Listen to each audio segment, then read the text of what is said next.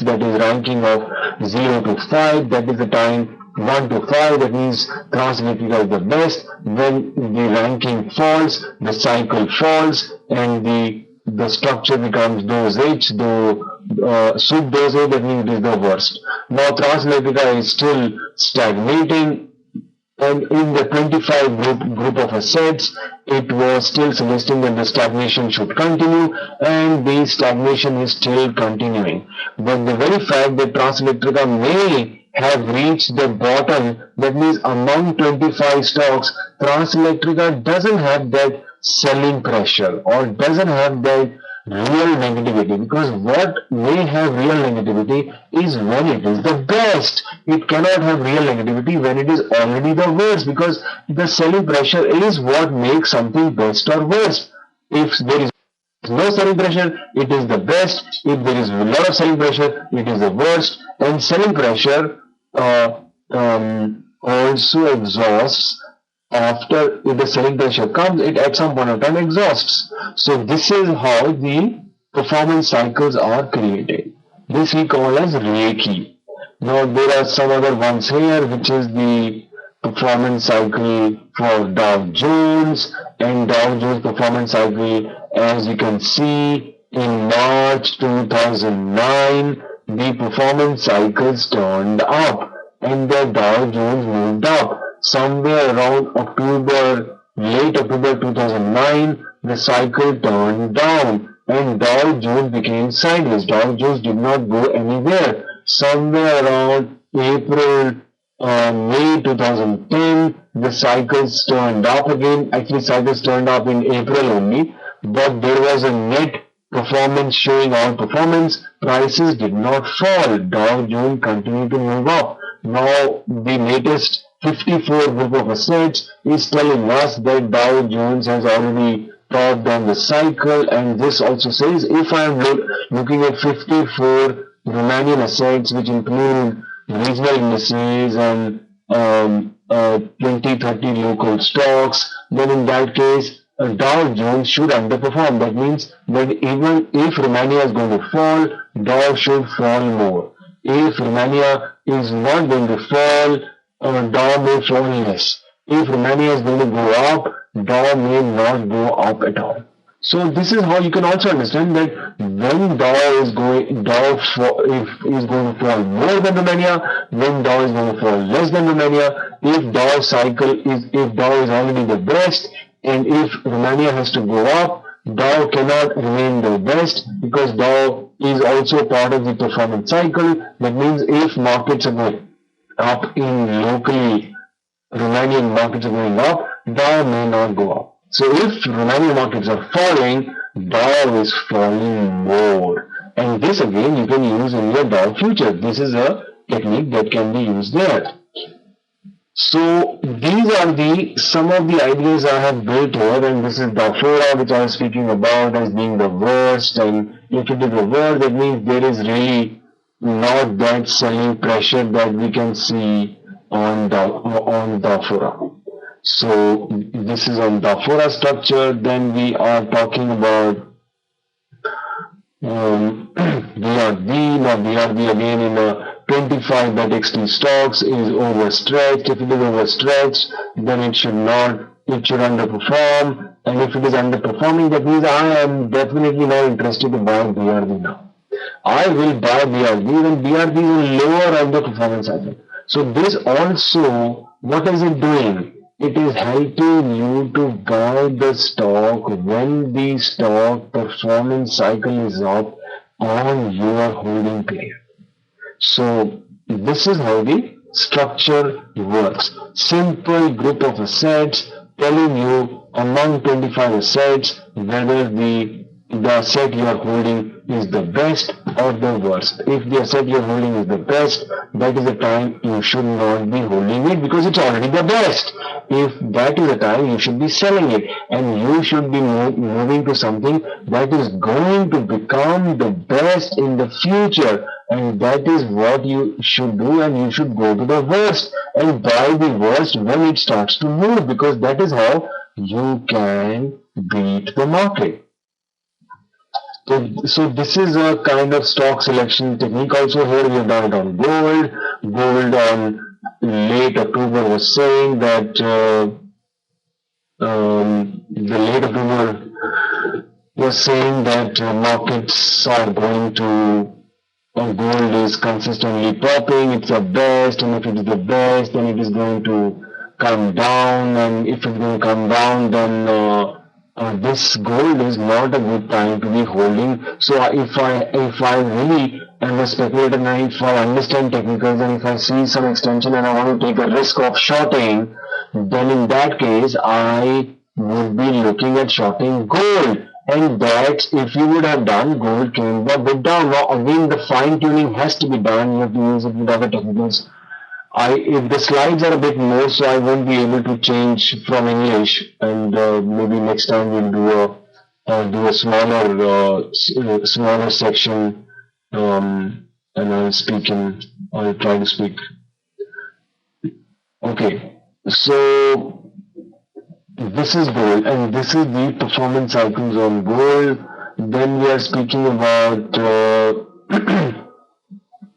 we can also do combine assets, we can combine all the energy assets, we can combine all the agro assets. Like for example, agro was stopping and it's an August cycle, but somewhere around October the cycle turned down and you saw that sugar was going up and agro was going up, coffee was going up, wheat was going up, everybody was talking about commodity bull run, and the Economist carries an article on agriculture going up, and then we see a big sell-off on sugar, and we see a big sell-off on cotton, and we see a big sell-off on coffee and wheat. So the idea is that when it's going to become best, anything that's going to become best, it's going to get it is cannot be best for all the time.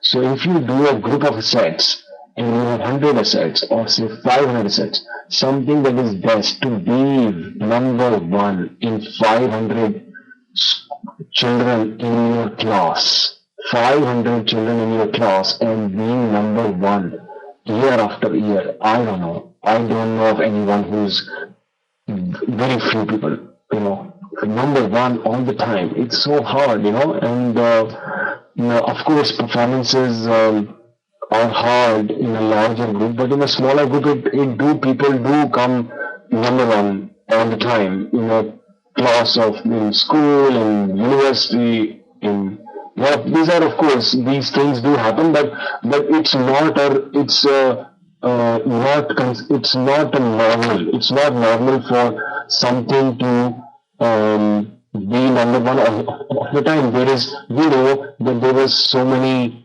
such genius in America, and they are such good educated, well educated, but still because of the outperformance or the knowledge of education, something slows down, and because something slows down, some performance parameter falls, and because of which the markets turn down, because there's always a cost of high performance. There's always a cost of high prosperity. Prosperity cannot be high for all the time. After high prosperity comes low prosperity. After nose la suta juice bread fee, it has to go up. So it is a very normal rule. You cannot say nose la suta bread fee is lost. It is going to nose no la suta. It doesn't. You see, these are you cannot kill a worse stock. The worst stock is the one which is going to come back, and that is why this idea of performance cycles gives you courage to invest in the worst.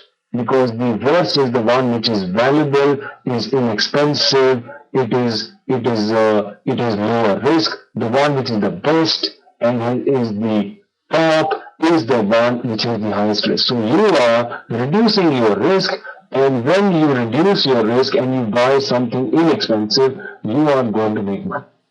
So this is the idea of performance cyclicality, which if any of you are going to be in Bucharest on 10th of December, I am presenting this paper at the Academy of Economic Studies. This is just a brief idea of the paper which we are showing here.